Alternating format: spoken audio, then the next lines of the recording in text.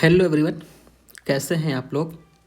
तो आज के इस वीडियो में हम सिंधु घाटी सभ्यता की एक और साइट जिसको कालीबंगा बोलते हैं उसके बारे में पढ़ेंगे और जानेंगे कि कालीबंगा से कौन कौन से प्रश्न पूछे जाते हैं और किस प्रकार से ये आपके एग्ज़ाम के लिए महत्वपूर्ण है। तो आइए चालू करते हैं, पढ़ना स्टार्ट करते हैं। ठीक है, तो सबसे पहले अगर हम देखें कि इसकी अवस्थिति क्या है, कहाँ पर मिला और किसने खोजा। ठीक है, अगर हम इस चीज़ को लें तो आइए चलते हैं। देखो, कालीबंगा जो है, कालीबंगा की जो साइट है वो भारत में राजस्थान के गंगानगर ज़िले है ना, राजस्थान के गंगानगर ज़िले के घग्घार नदी है ना, जो कि अब सूख गई है, अब इसका अस्तित्व नहीं रहा है ना। इसको सरस्वती नदी भी तब के समय में इसको सरस्वती भी बोलते थे, सरस्वती या घग्घर नदी है ना, जो कि अब सूख चुकी है। तो मैंने क्या बोला कि कालीबंगा राजस्थान के गंगानगर जिले के घग्घार नदी के किनारे स्थित एक प्राचीन एवं ऐतिहासिक स्थल है। ठीक है, तो कहाँ पर मिला? गंगानगर जिले, ठीक है, गंगानगर जिला राजस्थान के। और नदी का अगर आपसे पूछे तो घग्घार नदी या सरस्वती नदी, जो कि इस समय इसका अस्तित्व नहीं है, तो वहाँ पर मिला है ना। तो कालीबंगा राजस्थान के गंगानगर जिले के घग्घार नदी के किनारे स्थित एक प्राचीन एवं ऐतिहासिक स्थल है। ठीक है, इसको देखा हमने। अब बात करते हैं कि यह भी 5 किलोमीटर के क्षेत्रफल में भी फैला है। ठीक है, 5 किलोमीटर स्क्वायर क्षेत्रफल में फैला है। खोज किसने करी? तो अगर हम खोज की बात करें तो कालीबंगापुरा स्थल की जो खोज है, कालीबंगापुरा स्थल की खोज आमलानंद घोष ने करी है ना। सन अगर पूछ ले तो सन है 1951 में, 1951 में आमलानंद घोष ने 1951 में कालीबंगा की खोज करी या उत्खनन किया। ठीक है, खोज करी और इनका साथ दिया इस कार्य में बीके थापर और बीबी लाल ने साथ मिलकर इसका उत्खनन किया। ठीक है, अब देखते हैं कि यह केवल एकमात्र ऐसा क्षेत्र है जिसपे निचला नगर भी पृथक रूप से है ना कवर है। इससे पहले हमने देखा कि जो निचला नगर है यानी कि जो ग्रामीण क्षेत्र था वो पृथक नहीं था, जबकि उच्च नगर शहरी क्षेत्र वो पृथक था। पृथक मतलब अलग से कवर था है ना, एक गढ़ी बनाते थे सुरक्षा के लिए, लेकिन इसमें ऐसा नहीं है। इसमें निचला नगर भी पृथक रूप से कवर किया हुआ है। ठीक है, अब अगर हम देखें तो हम ये कह सकते हैं कि हम कालीबंगा से हमें जो भी साक्ष्य मिले हैं है ना, हमें कालीबंगा से लगभग समान साक्ष्य मिले हैं जो कि हमें हड़प्पा और मोहनजोदड़ो में मिलते हैं। एकदम सामान्य है। ठीक है, लेकिन ऐसे कौन से विशिष्ट चीज़ें हैं, ऐसे कौन से विशिष्ट साक्ष्य हैं जो केवल और केवल हमें कालीबंगा से मिलते हैं?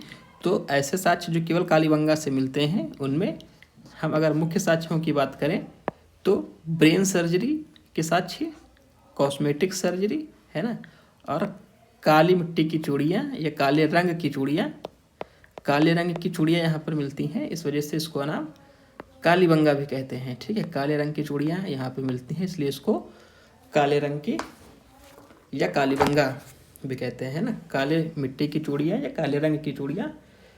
ठीक है, ब्रेन सर्जरी के भी यहाँ पर साक्ष्य मिलते हैं, क्योंकि सुश्रुत द्वारा 5वीं शताब्दी में जिसका वर्णन मिलता है ना, 5वीं सुश्रुत। अगर आपसे पूछे ब्रेन सर्जरी के ऊपर जो किताब है यानी शल्य चिकित्सा है ना, तो वो सुश्रुत है, सुश्रुत। कॉस्मेटिक सर्जरी है ना, जैसे आप मॉडर्न समय में देखते हैं किसी का चेहरा खराब हो जाता है या जल जाता है तो एक जगह की स्क्रीन हटा के हम वहाँ पर लगा देते हैं, तो वैसा ही कुछ कॉस्मेटिक सर्जरी है ना। तो इसके भी साक्ष्य हमको मिलते हैं। कौन कौन से मुख्य साक्ष्य हैं? ब्रेन सर्जरी के साक्ष्य, कॉस्मेटिक सर्जरी, है ना, और काली मिट्टी की चूड़ियाँ, ये मुख्य साक्ष्यों में से एक हैं। ठीक है, आइए आगे देखते हैं। हमें यहाँ पर अलंकृत फर्शों के भी साक्ष्य मिले हैं, है ना, अलंकृत फर्शों के भी साक्ष्य मिलते हैं। यज्ञों के साक्ष्य हैं, है ना, यज्ञ के भी साक्ष्य हैं और बलि के भी साक्ष्य मिलते हैं, है ना। यज्ञ के साक्ष्य और बलि के, यज्ञ वेदिकाएं और उसके समीप बलि के साक्ष्य, जिसमें कि हिरण का साक्ष्य हमको मिलता है। ठीक है, अब देखते हैं कि अगर हम सबसे महत्वपूर्ण, जो कि कालीबंगा साइड से पूछी जाती है ना, सबसे महत्वपूर्ण कि हमें जो कुछ फसलों के साक्ष्य मिलते हैं, जैसे गेहूं और जौ, है ना, गेहूं और जौ के फसलों के साक्ष्य मिलते हैं, गेहूं और जौ के।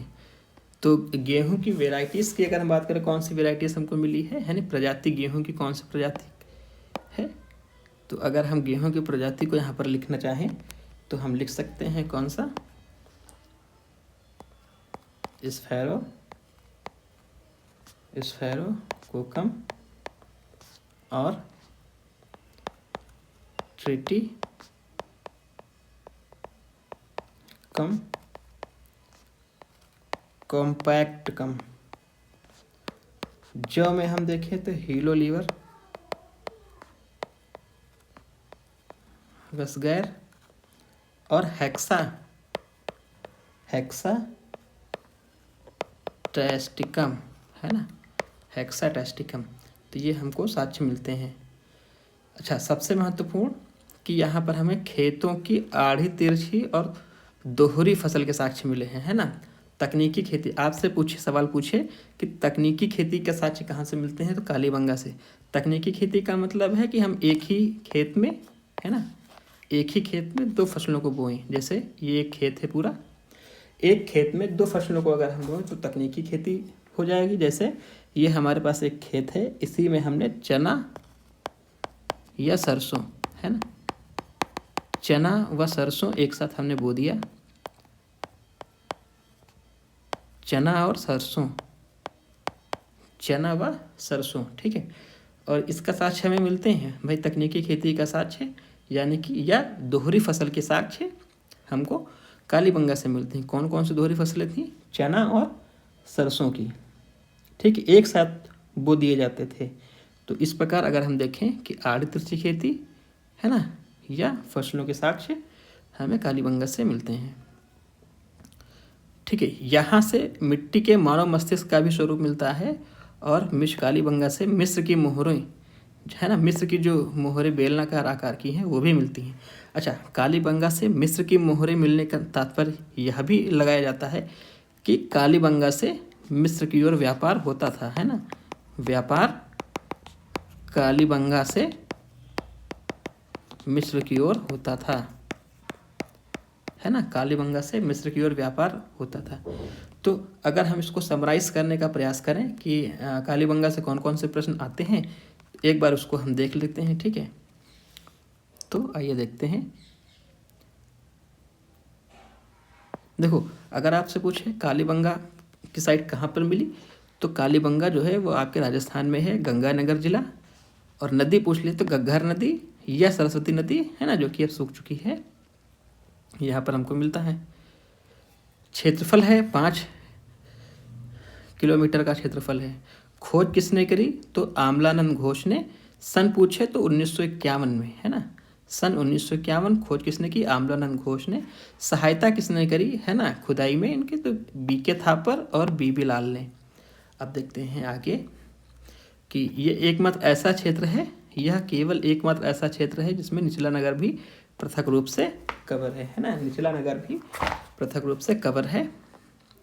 निचला नगर पृथक रूप से कवर का मतलब जो मैंने आपको बताया था कि भाई ऊपरी प्रांगण था एक, है ना, ऊपरी प्रांगण और निचला प्रांगण,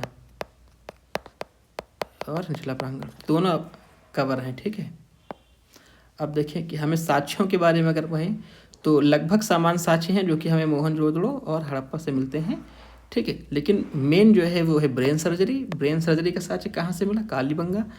कॉस्मेटिक सर्जरी के साक्ष्य कहाँ से मिलते हैं? कालीबंगा। काली मिट्टी की चूड़ियाँ या काले रंग की चूड़ियाँ कहाँ से मिलते हैं? तो कालीबंगा से। अलंकृत फर्शों के साक्ष्य कहाँ से मिले हैं?